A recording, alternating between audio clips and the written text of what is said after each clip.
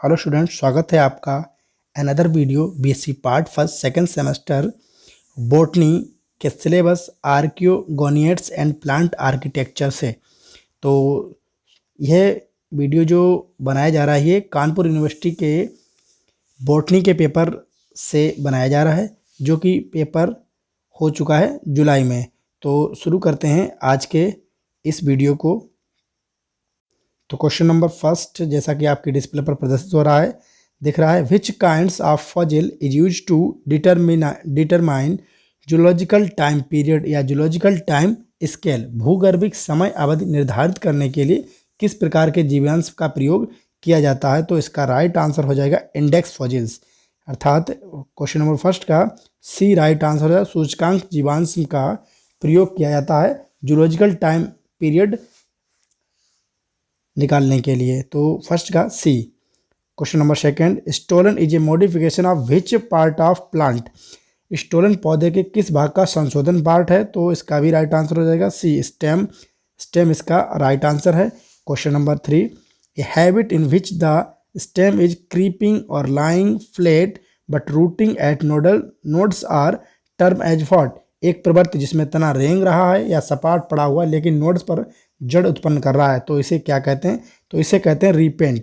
Question number three का B right answer हो जाएगा repent. Question number four, coarsely fibrous bark is term as what. मोटे रेशेदार छाल को क्या कहते हैं? तो इसका जो राइट आंसर हो जाएगा श्रेडी, इसको कहते हैं श्रेडी। क्वेश्चन नंबर फोर का डी राइट आंसर हो जाएगा। नेक्स्ट क्वेश्चन नंबर फोर देखेंगे, five, a swollen base of petiole is term as what.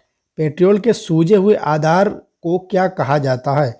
तो क्वेश्चन नंबर फाइव का जो राइट आंसर हो जाएगा उसे कहते हैं पल्विनस। पल्विनस कहते हैं सोलन के सूजे हुए पेट्रियोल को। क्वेश्चन नंबर सिक्स देखेंगे, which one is not characteristics feature of euphyll. सतपत्या का कौन सा अभिलक्षित लक्षण नहीं है? तो सतपत्यता का अभिलक्षित लक्षण नहीं होता है इंटरसेलरी ग्रोथ, सी इसका राइट आंसर हो जाएगा सिक्स का। Next question number seven, the perigonium is referred to which. Perigonium को किससे संदर्भित किया जाता है, अर्थात पेरिगोनियम को किस से प्रदर्शित किया जाता है? तो क्वेश्चन नंबर सेवन का राइट आंसर हो जाएगा A, perianth is right answer. Question number eight, anther dehiscence through a pore covered by a flap is termed as what। एक प्रालंब से ढके हुए रोम छिद्र के माध्यम से पराग कोश का विसंक्रमण क्या कहलाता है? तो क्वेश्चन नंबर एट का राइट आंसर हो जाएगा पोरिसाइडल, पोरिसाइडल कहलाता है। क्वेश्चन नंबर एट का बी राइट आंसर हो जाएगा। क्वेश्चन नंबर नाइन देखेंगे, hypanthium is present in which type of flower. Hypanthium किस प्रकार के फूल में मौजूद होता है? तो यह होता है पेरिगाइनस टाइप के फ्लावर में। क्वेश्चन नंबर नाइन का बी सही हो जाएगा। And question number ten, integumented megasporangium is termed as what. Megasporangium को क्या कहा जाता है? तो 10 का राइट आंसर हो जाएगा ओब्यूल, यानी मेगास्पोरेंजियम इज कॉल्ड ओब्यूल, बीजांड कहा जाता है। Question number 11, which one is an example of caryopsis. Caryopsis का उदाहरण है, अर्थात कैरियोप्सिस के क्या उदाहरण है? तो आपको बता दें, कैरियोप्सिस के उदाहरण होते हैं व्हीट, राइस, कॉर्न, जो कि फैमिली पोएसी में इंक्लूडेड होते हैं। तो 11 का ए राइट आंसर हो जाएगा व्हीट। इसके स्थान पर आपको राइस या कॉर्न भी दे सकता है, और कौन सी फैमिली होती है यह भी पूछ सकता है, तो पोएसी फैमिली में बिलोंग करते हैं जो कैरियोप्सिस का उदाहरण होते हैं। 11 का ए राइट आंसर हो जाएगा। 12, spadix inflorescence is found in which plant. Spadix प्रकार के पुष्पक्रम किस पौधे में पाए जाते हैं? तो 12 का जो राइट आंसर हो जाएगा वो मेज, मक्के के पौधे में। मक्का हो गया, पाम हो गया, कोलोकेसिया हो गया, ये इस प्रकार के पौधों में ये इस प्रकार का पुष्पक्रम पाया जाता है, जो कि एरेसी फैमिली या एरम फैमिली से बिलोंग करते हैं। यदि ये पूछा जाता है कि स्पेडिक्स इन्फ्लोरेंस किस फैमिली के पौधों में पाया जाता है, तो आप उस समय एरेसी या एरम फैमिली राइट आंसर हो जाएगा। और किस पौधे में पाया जाता है? तो मेज, पाम और कोलोकेसिया ये पौधे होते हैं जिनमें स्पेडिक्स प्रकार का पुष्पक्रम पाया जाता है। क्वेश्चन नंबर 13 देखेंगे, in which plant winged petiole is found, किस पौधों में पंखों वाला पर्णवृत्त पाया जाता है? तो यह पाया जाता है लेमन के प्लांट्स में। लेमन प्लांट्स को हम लोग सिट्रस प्लांट्स भी कहते हैं, तो सी के स्थान पर लेमन ना लिखकर सिट्रस भी लिख सकता है, तो 13 का सी राइट आंसर हो जाएगा। How many numbers of stills present in A typical dicot stem, एक विशिष्ट द्विबीजपत्री तने में कितने संख्या में रम मौजूद होते हैं? तो ये होता है एक, इसे हम लोग पेरीसाइकिल और बंडल कैप कहते हैं। तो 14 का ए राइट आंसर हो जाएगा। Next question number 15, if the vascular bundles are arranged in a ring the stele would be, यदि संवहनी बंडलों को एक रिंग्स में व्यवस्थित किया जाए तो रंब कैसा होगा? तो यह कहलाएगा यू स्टील प्रकार का रंब कहलाएगा। 15 का डी राइट आंसर हो जाएगा। 16 देखेंगे, how many types of lateral meristems functions in secondary growth, द्वितीयक वृद्धि में कितने प्रकार के पार्श्व विभाजक कार्य करते हैं? तो ये होते हैं 2 प्रकार के। 16 का बी राइट आंसर हो जाएगा। 17, how many types of morphotypes of permanent cells exist in plant, पादपों के स्थायी कोशिकाओं के कितने प्रकार के रूपक होते हैं? तो 16 टाइप के होते हैं, 16 प्रकार के, इसका राइट आंसर हो जाएगा। 18 देखेंगे, which one is function of pericycle in roots, जड़ों में पेरीसाइकिल का कार्य कौन सा है? तो पेरीसाइकिल का कार्य होता है फॉर्मेशन ऑफ कैम्बियम, अर्थात कैम्बियम का निर्माण। 18 का ए राइट आंसर हो जाएगा। Question number 19, phloem wedges are seen in the stem anatomy which genus, phloem wedges stem anatomy के किस जीनस में देखे जा सकते हैं? तो यह देखे जाते हैं बिग्नोनिया। आपको बता दें स्टूडेंट, ड्रेसियाना, बिग्नोनिया एंड बोहरबिया, ये ऐसे प्लांट हैं जो सेकेंडरी ग्रोथ को प्रदर्शित करते हैं। 20 question number, which cell types is dead at maturity, कौन सी प्रकार परिपक्व होने पर समाप्त हो जाती है या मृत हो जाती है? तो ये होती है स्क्लेरेंसाइमा ऐसी सेल्स हैं जो मैच्योर होने पर डेड हो जाती हैं। 20 का सी राइट आंसर हो जाएगा। Next question number 21, during secondary growth the first cells form by vascular cambium is, द्वितीयक वृद्धि के दौरान संवहनी कैम्बियम द्वारा निर्मित प्रथम कोशिका है, तो वह होती है सेकेंडरी जाइलम के द्वारा। क्वेश्चन नंबर 21 का B. Next 22, which one is not both cell and tissue, कौन सा कोशिका और ऊतक दोनों नहीं है? तो इसमें राइट आंसर हो जाएगा epidermis. Epidermis is the outer layer of organism which called outer layer of skin, अर्थात त्वचा की सबसे बाहरी परत एपिडर्मिस की बनी होती है किसी भी जीव की। तो एपिडर्मिस ना तो कोशिका है और ना ही टिश्यू है। Next question number 23, according to the histogen theory the vascular cylinder in roots is originated from which initial cells, histogen सिद्धांत के अनुसार जड़ों में संवहनी सिलेंडर की उत्पत्ति किस प्रकार की कोशिकाओं से होती है? सबसे पहले तो हम आपको बता दें, हिस्टोजन थ्योरी जो थी वो हस्चन्स के द्वारा 1870 में दी गई थी। और 23 का जो राइट आंसर हो जाएगा वो पेरीविलियम राइट आंसर हो जाएगा। पेरीविलियम जो है वो डर्मोटेजन एंड प्लेरोम के बीच की संरचना होती है जिसे हम पेरीविलियम कहते हैं। तो 23 का सी राइट आंसर हो जाएगा। 24, a monocot root is identify by the presence of which characters, एक बीजपत्री जड़ों की पहचान किस वर्ण की उपस्थिति में होती है? तो इसका राइट आंसर हो जाएगा लार्ज एंड वेल डेवलप्ड पिथ, अर्थात अच्छी और बड़ी विकसित मज्जा के द्वारा मोनोकॉट्स को आइडेंटिफाई किया जा सकता है। 25 का देखेंगे, the protoxylem is identify by the which type of tracheid, protoxylem की पहचान किस प्रकार के ट्रैकिड के द्वारा की जाती है? तो यह होता है स्पाइरल प्रकार के ट्रैकिड के द्वारा प्रोटोजाइलम की पहचान की जाती है। 25 का ए राइट आंसर हो जाएगा। 26, which ovules is common in angiosperm, angiosperm में कौन सा बीजांड आम है? तो एनाट्रोपस बीजांड विश्व के 80% प्लांट्स में पाया जाता है। एनाट्रोपस 80% प्लांट में पाया जाने वाला बीजांड है। 26 का बी राइट आंसर हो जाएगा। 27, how many types of another ball development found in angiosperm, आवृत बीजी में कितने प्रकार के परागकोश का विकास पाया जाता है? तो यह होता है 4 type.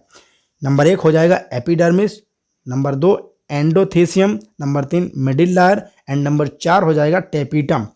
Tapetum is the most important part of परागकोश। इसका कार्य होता है विकसित हो रहे पोलन ग्रेन को पोषण प्रदान करना एंड गिव्स एनर्जी, अर्थात ये ऊर्जा देता है और पोषण प्रदान करता है किसको? परागकणों को। Next question number 28, in majority of angiosperm the anther is, अधिकांश एंजियोस्पर्म में एंथर होता है तो ये होता है डायथिकल। 20 का राइट आंसर हो जाएगा 28 का B. How many types of ovules micropyle are found in angiosperm? 29 का 6 राइट आंसर होगा, लेकिन इसमें ना होने की कंडीशन में आप 4 लगा सकते हैं। ये 6 प्रकार के बीजांड पाए जाते हैं एंजियोस्पर्म में, जिन्हें क्रमशः आर्थोट्रोपस, एनाट्रोपस, हेमी एनाट्रोपस, कैम्पाइलोट्रोपस, एम्फियोट्रोपस और सरकाइनोट्रोपस कहते हैं। 6 प्रकार के बीजांड जो है वो एंजियोस्पर्म में पाए जाते हैं। 30, the term hypotropous is indicative of which? जैसा कि ऊपर हम बता चुके हैं, एक बीजांड का प्रकार का टाइप ऑफ ओव्यूल्स। 30 का राइट आंसर ए हो जाएगा। 31, विच one is not present in dicot seeds embryo? द्विबीजपत्री भ्रूण में कौन सा नहीं पाया जाता है? तो यह जो नहीं पाया जाता है हाइपोकॉटिल, हाइपोकॉटिल नहीं पाया जाता है द्विबीजपत्री बीज भ्रूण में। 31 का बी राइट आंसर हो जाएगा। Next question number 32, meiosis is taking place in which process? अर्धसूत्री विभाजन की प्रक्रिया में होता है तो इसे हम कहते हैं मेगा गैमेटोजेनेसिस, मेगा युग्मक जनन। 33, the unreduced embryo develops from a generative cells is term as what? जनन कोशिकाओं से अविकसित भ्रूण का विकास क्या कहलाता है? तो जनन कोशिकाओं से अविकसित भ्रूण का विकास कहलाता है डिप्लोस्पोरी। 20 का राइट आंसर हो जाएगा। Next 34, a reflexed out growth formed by a tip of outer integument is terms as what? बाह्य पूर्णांक की नोक से बनने वाली प्रतिवर्तित वृद्धि को क्या कहते हैं? तो 34 का राइट आंसर हो जाएगा क्रंकल या करुणकल। 20 का राइट आंसर हो जाएगा। 35, pollination done by bats is term? चमगादड़ द्वारा होने वाला परागण क्या कहलाता है? तो चमगादड़ द्वारा होने वाला परागण जो कहलाता है वो कायरोप्टेरोफिली कहलाता है। 20 का राइट आंसर हो जाएगा। इसके अतिरिक्त ऑर्निथोफिली ये पक्षियों के द्वारा होने वाला परागण है। इसके बाद मायोफिली ये इंसेक्ट एंड फ्लाइज अर्थात मक्खियों के द्वारा होने वाला परागण कहलाता है मायोफिली। साइकोफिली मॉथ जो होते हैं उनके द्वारा होता है, मॉथ के द्वारा साइकोफिली वाला पॉलिनेशन होता है। 36 देखेंगे, ombrophily is done by which factors? Ombrophily pollination done by rain या वर्षा के द्वारा होता है। 36 का बी राइट आंसर हो जाएगा। नेक्स्ट क्वेश्चन नंबर 37 देखेंगे, therophily is a type of pollination which done by whom? थेरोफिली ये वर्ड कुछ मुझे रॉन्ग लग रहा है, तो इसमें कोई सा राइट आंसर नहीं होगा, इसको आप अपने आप देख लीजिएगा। 37 का हम नहीं करा रहे हैं। 38, the third mitosis takes place in which type of mega gametogenesis? तीसरा समसूत्री विभाजन किस प्रकार के युग्मक जनन में होता है? तो पॉलीगोनम प्रकार के भ्रूण कोश को हम बता दें ये 7 सेल्स एंड 8 न्यूक्लियस वाला होता है। 38 का ए राइट आंसर हो जाएगा। 39, if a pore is occurring at the pole of a pollen grain that is term what? यदि पराग कण के ध्रुव पर एक छिद्र हो तो उसे क्या कहते हैं? तो इसे कहते हैं कॉल्पस कहते हैं। 39 का ए राइट आंसर हो जाएगा। 40 देखेंगे, pollen wall structure is studied by which method? पराग दीवार की संरचनाओं का अध्ययन किसके द्वारा किया जाता है? SEM या LM के द्वारा। SEM की फुल फॉर्म बता दें आपको, स्कैनिंग इलेक्ट्रॉन माइक्रोस्कोप, या LM को हम लोग लाइट माइक्रोस्कोप कहते हैं। तो C40 का राइट आंसर हो जाएगा। Next question number 41, spores of which plant is termed as vegetable sulphur and used medicinally for disorder of stomach? किस पौधे के बीजाणु को वानस्पतिक सल्फर कहा जाता है और पेट के विकारों के लिए औषधि के रूप में उपयोग किया जाता है? तो ये होता है लाइकोपोडियम। 41 का ए राइट आंसर हो जाएगा। 42 if the P ratio E is 1 then the shape of pollen would be what. यदि P अनुपात 1 हो तो पराग का आकार क्या होगा, तो इसे कहेंगे हम लोग प्रोलेट। प्रोलेट कहेंगे, प्रोलेट कहते हैं जिनका अनुपात 1 होता है, और 1 से अधिक होगा तो उसे ओविलेट कहते हैं, और 1 से कम होगा तो उसे स्फेरियोडल कहते हैं। तो 42 का जो राइट आंसर हो जाएगा वो ए राइट आंसर हो जाएगा। Next question number 43 the size of typical pollen grain range of between um in diameter. इसका राइट आंसर हो जाएगा बी, 43 का B. 44 an elongate aperture that centered usually at a distal pole is term as what.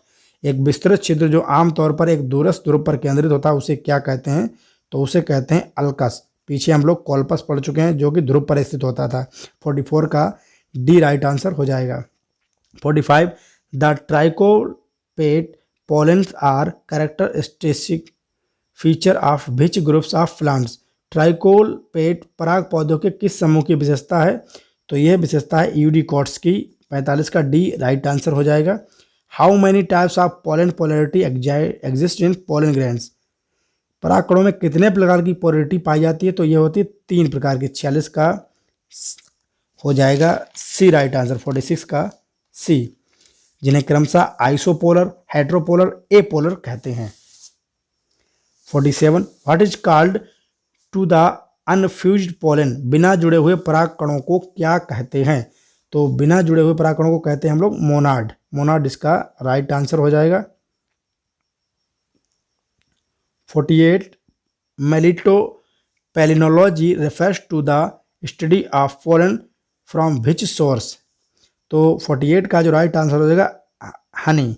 Honey source को प्रदर्शित करती है melittopalynology. 49 exine of pollen is divided into how many lawyers.